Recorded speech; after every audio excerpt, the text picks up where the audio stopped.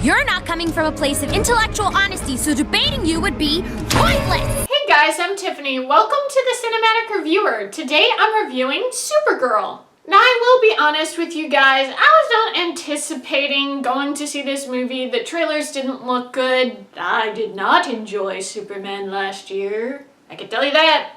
As a Superman fan, I did not like the new Superman. No. So, going into this, I only saw it so I could see it with a friend. And then those plans didn't work out, so I was like, well, maybe I'll go see it. I have enough credits with AMC A-List. What if I went ahead and saw it? And I did! And you know what? I enjoyed myself. Now, I'm not going to try and say this was a perfect movie, this was a great movie. No, I'm not going to go and try and, trick myself into being like, oh my gosh, this is the best movie ever. Like, it's enjoyable. Millie Alcock does a great job, but there's a lot of things that did not work for me. So I'll just go ahead and share my Letterboxd review, and then I'll get a little bit more into my full thoughts. This was pretty fun. I enjoyed Millie Alcock as Supergirl. The music was good, except for the final fight. The flashbacks and Superman scenes were solid. I just wish the trifecta of pee, poop, and vomit scenes were omitted. Also, the ugliness of the aliens was very unappealing. I'm glad Crypto was barely in this. I do not care for that dog. This was way better than Superman 2025. I did enjoy myself with Supergirl. There's a good number of things that I did enjoy with this. Like, it was like a subpar film. Like a 3 out of 5 film. But it was still enjoyable. It's not like the trash like people are making it out to be. Like, I'm sorry, like, yeah, it wasn't good, but to try to be like, oh my gosh, it's the worst thing you ever did see, it's like, man, you must not see that much trash, because I've gone to see, what is it now, 66 movies in the theater, and I can tell you this, I've seen a lot of trash, and I will be talking about that at some point. I have so many videos to catch up on to review, so do be waiting for that, because I have a lot to say. And like I'm saying, I know that this has not worked for everyone, and I'm not saying this was like, oh my gosh, I loved this movie 10 out of 10. No siree. But I still enjoyed myself. I'm well aware it's not for everyone, and the second that I went to see the movie, I knew that for sure, because the guy next to me, he decided to leave maybe halfway through the movie. He was just out. He's like, you know what? I paid a good chunk of money to go to the fan first screenings, and I'm still bowing out here. So it's not for everyone, So with Supergirl, I'm not that well aware of her character. I am a movie watcher first and comic book reader never. I used to really enjoy Smallville. I read one of the comic books for that, but that's about it. I do not read comic books, so I cannot speak to Supergirl in the comics. But I did prepare myself with previous iterations of Supergirl, with the honest trailer of Supergirl 1984, and I did watch the first episode of the CW show Supergirl. Considering the dreadfully abysmal quality of those, I figured this 2026 movie couldn't do worse than that. And fortunately, that was the case. I did have a fair bit of fun. I wasn't a huge fan, primarily due to the aliens, but I did think it was a nice time. The trailers definitely did not do this movie justice. It made it look way worse than what it was. I genuinely suggest checking it out and deciding for yourself. Now, I'm not saying go to the theater to watch it. Like, if you don't want to go to the theater and pay money to go see it, that is no problem, but I don't think it's some bad movie that you can't go and watch while it's on streaming.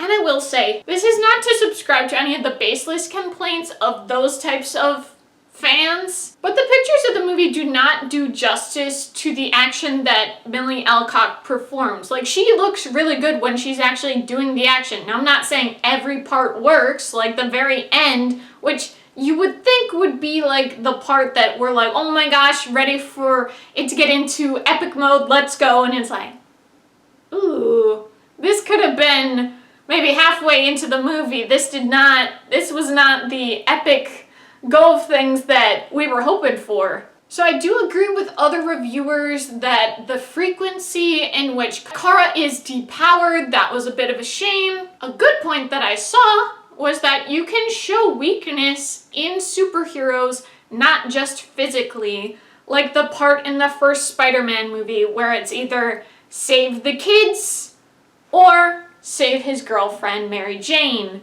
And it's like, that is a really good point. Like, there are definitely ways that they could have shown it, and if we had better writing, better directing, I'm sure we could have seen that. More options were available other than just kryptonite. And the action scenes. I'm an action adventure junkie. That is like my go-to with movies. I love action adventures, so dealing with the action in this movie, we get the part where they're at the bar and she's like, oh, this isn't gonna go well for you guys, I mean. And it's like, all right, let's go. Let's get some action. And she's beating everyone up. But who are we focusing on? Over here. Over here is where we're gonna focus on Ruthie. And we don't get to see, like, any of the action. And I was like, what? Like, if they said this movie is Supergirl and Ruthie, or Ruthie's Adventure with Supergirl, or something, some sort of better title to describe what this movie actually was, maybe it would have been a little like, I still would have wanted to see the action, but I understand. But really, like, that action scene, we barely got action in that scene. So, then of course, the very, very end of the movie, terrible choice of music. I don't know if you guys have seen the behind the scenes. They did reveal it that they had like 45 songs they were looking at of, hey, what will we decide to be the very end song for this movie? And they decided on this. Bad choice. Very bad choice. And I'm not trying to say this to the girl who actually did the cover of this song. It just wasn't a good choice. And like a lot of people said, why have Call Me, the number of times they would do Call Me for the promo and not have it in the movie? Like, I don't think it's the biggest deal that the song is not in the movie, but make a good choice of the songs. Like, there are plenty of songs that I enjoyed in the movie. I was having a good time, but that ending, I was like, ooh. And it's not baseless. It is not ridiculous to be displeased with it. And of course the action there, like, yeah, we're seeing the action and it's just so slow-mo. So slow-mo. I was like, that's a choice. Are you guys gonna speed it up at some point?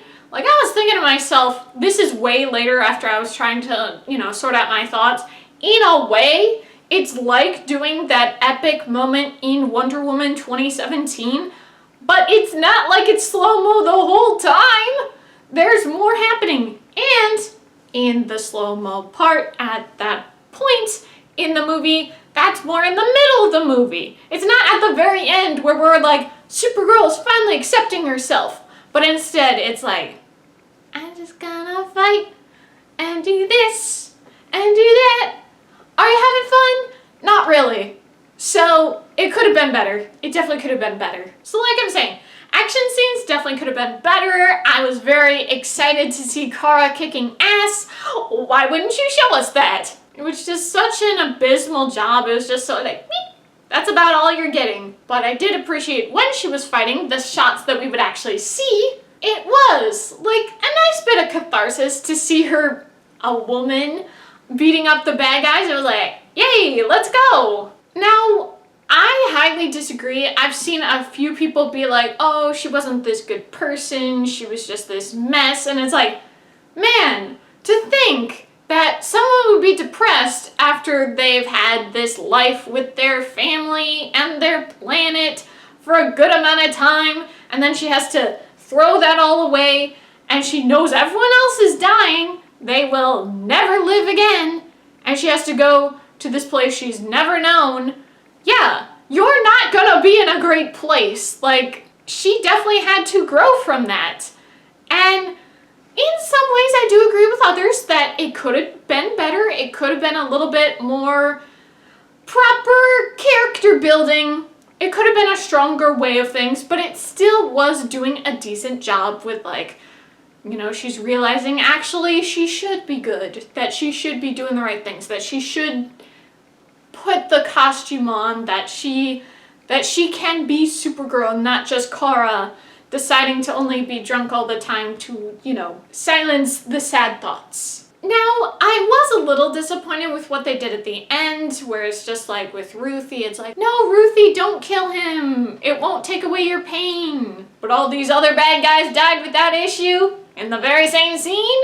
It was still good. Supergirl went ahead and killed him. It's like, dude, like, this is a horrible dude. We gotta take him out. It was very much a good riddance situation. I was like, no, we are not letting this guy continue to live. No.